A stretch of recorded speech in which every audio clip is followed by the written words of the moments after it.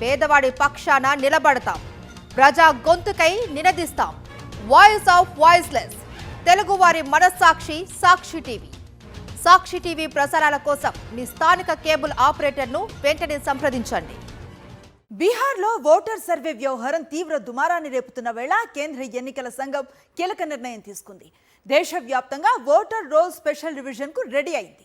నకిలీ విదేశీ అక్రమ ఓటర్ల ఏరివేతే లక్ష్యంగా ఈ ప్రక్రియకు తెరతీసింది ఈసీ. అసలు ఓటర్ల జాబితా సమగ్ర సవరణ అంటే ఏంటి? ఓటరు ధృవీకరణకు ఏ పత్రాలు కావాలి? ఆధార్ పనికొస్తుందా? దేశవ్యాప్తంగా ఓటరు జాబితా ప్రత్యేక సమగ్ర సవరణ చేపట్టేందుకు ఎలక్షన్ కమిషన్ సిద్ధమైంది. వచ్చే నెలలోనే ఈ ప్రక్రియ ప్రారంభమవుతుందని సంబంధిత వర్గాలు వెల్లడించాయి. అసెంబ్లీ ఎన్నికలకు కొన్ని నెలల ముందు బీహార్లో ఓటర్ రోల్ స్పెషల్ రివిజన్ నిర్వహిస్తోంది ఈసీ.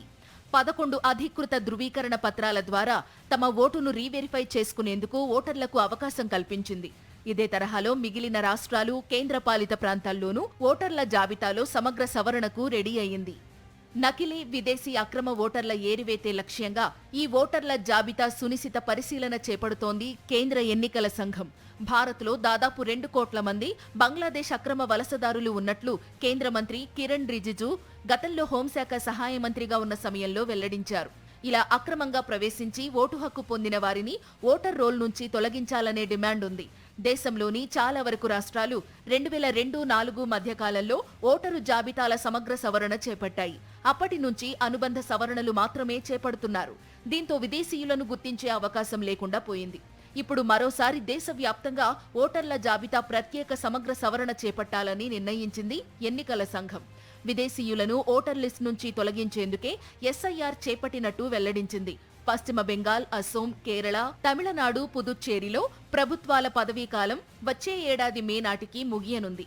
దీంతో బీహార్ తరువాత ఆ రాష్ట్రాల్లోనే ఓటర్ జాబితా సమగ్ర సవరణ చేపడతామని ఈసీ స్పష్టం చేసింది. ప్రత్యేక సమగ్ర సవరణలో భాగంగా పౌరసత్వాన్ని నిరూపించుకునేందుకు జనన ధృవీకరణ పత్రం, 10వ తరగతి సర్టిఫికేట్, పాస్పోర్ట్ వంటి 11 రకాల డాక్యుమెంట్లలో ఏదైనా ఒకదాన్ని చూపెట్టాలని ఈసీ పేర్కొంది.